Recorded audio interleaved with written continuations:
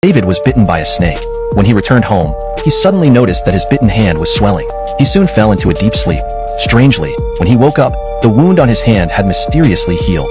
Even more bizarre, his hair and beard had grown significantly longer, and his car in the yard was covered in dust, as if it had been sitting there for a long time. David didn't think much of it. He wiped the dust off the car, planning to drive to the city for food. But when he arrived, he was shocked. In the middle of a sunny day, the streets were eerily empty. To his horror, he discovered that the roads were littered with corpses, which seemed to have been there for quite some time. Realizing something was terribly wrong, David quickly drove to his parents' house to confirm his suspicions. On the way, he turned on the radio and learned the shocking truth.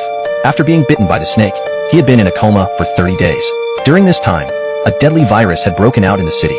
Highly contagious and extremely lethal. It had killed 90% of the population.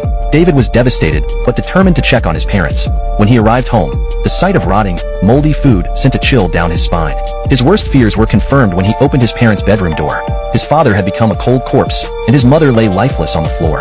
The overwhelming grief nearly suffocated David. He sat silently for a long time before he gathered enough strength to bury his parents in the yard, fulfilling his last duty as a son. For days, David stayed home, too afraid to venture out. Finally, he mustered the courage to search for other survivors. His journey led him to a local church, but all he found were more corpses. Even their faith couldn't save them from the virus. Determined, David gathered weapons and supplies from a supermarket and set off to explore farther areas, unwilling to believe that everyone in the world was gone. But the road out of town was blocked, and without his phone, which he had lost in a crevice during the snake bite incident, he had no way to contact anyone.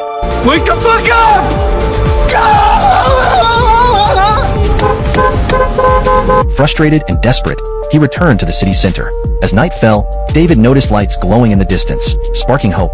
Where there's light, there might be survivors. He drove toward the city center, only to find it eerily empty despite the lights.